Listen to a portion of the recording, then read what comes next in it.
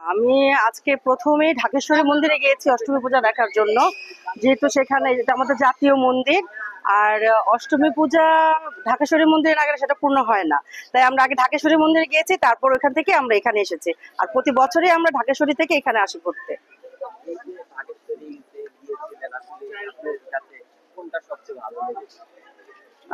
যেহেতু ঢাকেশ্বরী মন্দির আমাদের জাতীয় মন্দির, সেহেতু সেটাই আমার কাছে বেশি ভালো লাগবে, এটাই স্বাভাবিক।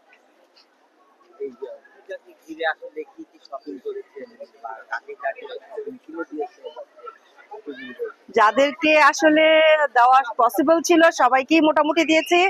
আর হচ্ছে আত্মীয় স্বজন, ভাই বোন যারা যারা আছে সবাইকেই দিয়েছি, নিজেও নিয়েছি, আনন্দ অনেক করেছি, আরো করব।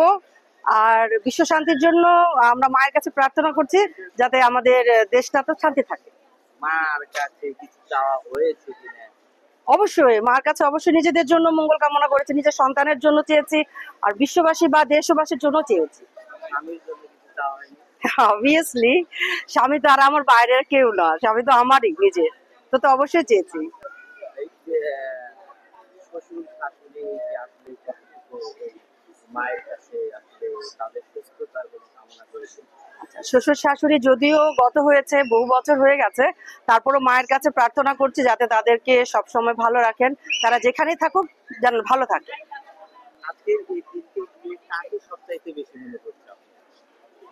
আসলে আমার তেমন কাউকে মনে করার কেউ নেই। আর যদি বিশেষ কেউ থেকে থাকে সেটা হচ্ছে আমার দিদিমা। কারণ আমার দিদিমা এই বছরেই উনি দেহ রেখেছেন। এর জন্য যদি সব থেকে বেশি কাউকে মনে পড়ে থাকে তাহলে তাকে মিস করছি।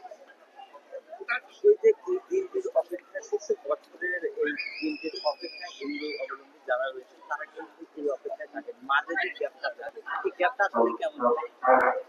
যেটা হচ্ছে একটা অপেক্ষার প্রহর, একটা দীর্ঘ একটা বছর আমরা অপেক্ষায় থাকি এই দিনগুলোর জন্য, যে এই দিনটা আসবে আমরা সবাই মিলে আনন্দ করব।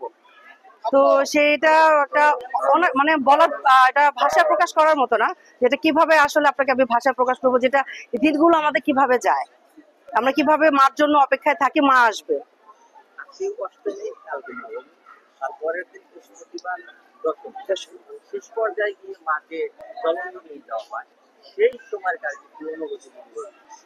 আসলে কেউই তো চায় না মাকে বিসর্জন দিতে, আমরা যাই চাই সবাই সবসময় যাতে একইভাবে, এইভাবেই আমরা সবসময় আনন্দে থাকতে পারি, এইভাবে আমরা মার সাথে একত্রে থেকে আনন্দটা অনুভব করতে পারি।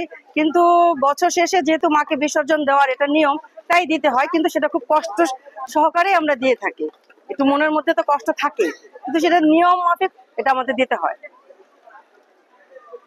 আরেকবার গতবার এই পূজা মণ্ডপে কার সাথে এসেছেন, এবার কার সাথে এসেছেন যদি একটু বলেন? গতবার আমার হাজবেন্ড, আমার মেয়ে আর আমি এসছি, আর এবার আমার মা, ভাই, ভাইয়ের ছেলে, আমার মেয়ে, আমার হাজবেন্ড। আজকে এরই মধ্যে যে আসে নাই তার কথা মনে পড়ছে? এর মধ্যে যে আসে না সে হচ্ছে আমার দিদিমা, তার কথাই মনে পড়ছে।